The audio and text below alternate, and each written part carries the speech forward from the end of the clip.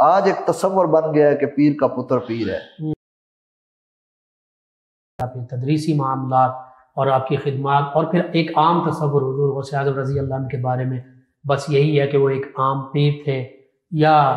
کچھ بہت شاندار بات کی طرف آپ اشارہ فرما رہے ہیں جی، بہت ہی خاص پہلو کا دروازہ کھول رہے ہیں آپ۔ اس حوالے سے ضرور آپ رہنمائی کیجیے۔ یہ بہت ضروری ٹاپک ہے۔ اس حوالے سے حضور سیدی غوث اعظم رضی اللہ تعالی عنہ کا جو اصل تشخص ہے جی علم کے ساتھ، جی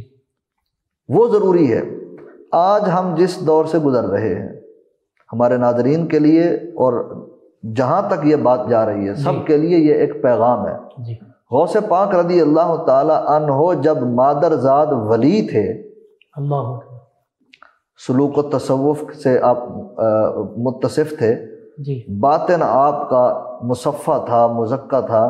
من جو ہے وہ نور کی روشنیوں سے جگمگا رہا تھا، بے شک، سبحان اللہ، وجود سے اس کی روشنیاں ظاہر ہو رہی تھیں۔ جی، اس قدر انعام و اکرام کے باوجود اتنا مجاہدہ،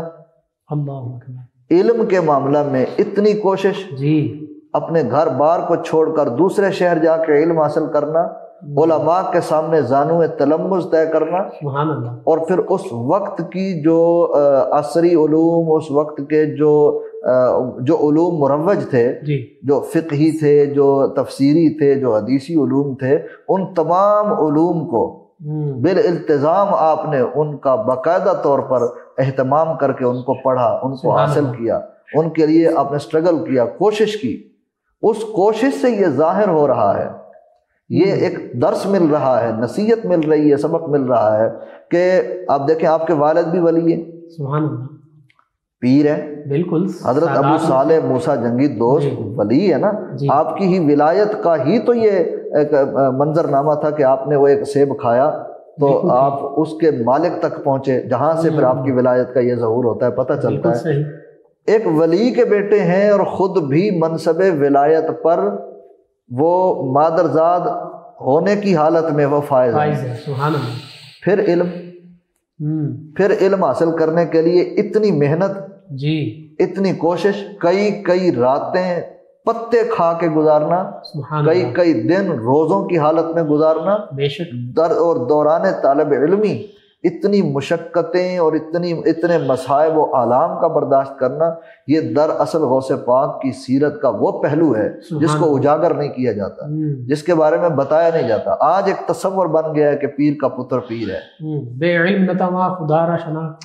اصل تو یہ بات ہے۔ آج یہ ایک تصور بن گیا ہے کہ پیر کے گھر میں پیدا ہو جانا ہی بہت بڑی یہ سعادت، بہت بڑی نعمت ہے۔ کوئی شک نہیں کہ اللہ والوں کے گھر پیدا ہونا یہ بہت بڑی سعادت کی بات ہے، لیکن اس کا یہ مطلب ہرگز نہیں ہے کہ آپ علم کو سرے سے گھر سے خیر بات کہہ دیں،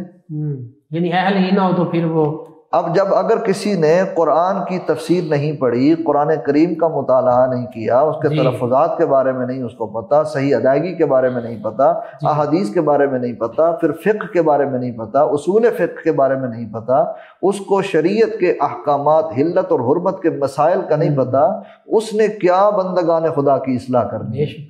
وہ تو منصب پر بیٹھنے کا اہل ہی نہیں ہے۔ بالکل صحیح۔ اہلیت آپ دیکھنا چاہتے ہیں تو غوث پاک کے اس کردار میں سبحان اللہ، سبحان اللہ، اور آج بھی یہ معیار ہے اولیاء اللہ کو پہچاننے کا۔ علم کے بارے میں تو اللہ تعالیٰ نے قرآن کریم میں ارشاد فرمایا هل يستوي الذين يعلمون والذين لا يعلمون، فرمایا کیا اہل علم جو جاہل یہ برابر ہو سکتے ہیں؟ نہیں ہو سکتے۔ علم کی فضیلت قرآن کریم میں جو بیان کی گئی تھی اس کے وصول کے لیے حضور غوث اعظم نے اتنی محنت کر کے علم حاصل کیا، اور پھر اسی جامعہ نظامیہ میں جہاں سے علم کا کون سا مقام آپ کو حاصل ہوا، کس مقام پر؟ علم کے جس رتبے پر آپ فائز ہوئے، تفسیر، حدیث، فقہ، اصول فقہ اور منصب افتاء، اور ایک دو کتابیں نہیں، تقریباً بعض روایات میں 13 کتابوں کا درس، سبحان اللہ، تدریس کی صورت میں، معلم کی صورت میں 13 کتابیں باقاعدہ ڈیلی آپ اس کے اسباق سبقاً آپ اپنے طلباء کو پڑھایا کرتے تھے۔